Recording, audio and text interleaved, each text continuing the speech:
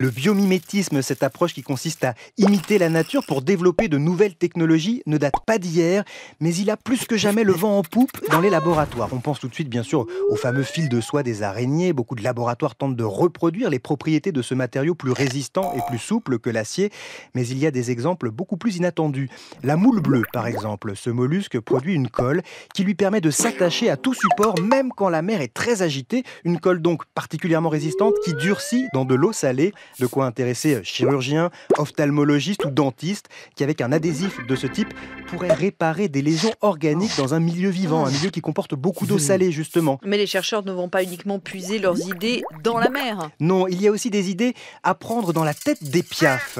Chez le pivert, notamment, pour dénicher les vers, cet oiseau passe beaucoup de temps à tambouriner avec son bec sur les arbres. Les chercheurs s'étonnaient qu'à la longue, le cerveau de l'animal ne soit pas endommagé par ces martèlements à répétition. Ils ont fini par découvrir que chez ce volatile, le bec est séparé du crâne par un tissu spongieux qui absorbe les chocs.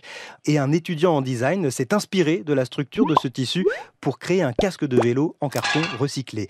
Dans un registre un petit peu plus high-tech, les ingénieurs qui ont conçu le TGV japonais Shinkansen 500 ont donné au nez de la locomotive la forme de la tête et du bec du martin pêcheur, ce qui a eu pour effet d'augmenter de 10% la vitesse du train et d'économiser 15% de son énergie. Et pour évoluer dans les airs, certains ingénieurs s'intéressent de plus en plus au vol des insectes. Oui, c'est particulièrement vrai avec l'essor des mini-drones, ces petits appareils volants sans pilote qui peuvent embarquer une caméra ou des instruments météorologiques par exemple.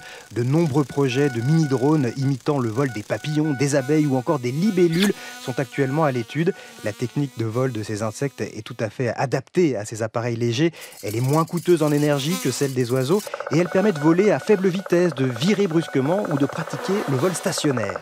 Ce ne sont là que quelques exemples. Le monde animal fourmille d'adaptations façonnées au fil de centaines de millions d'années d'évolution. Et en s'en inspirant, les chercheurs gagnent un temps précieux.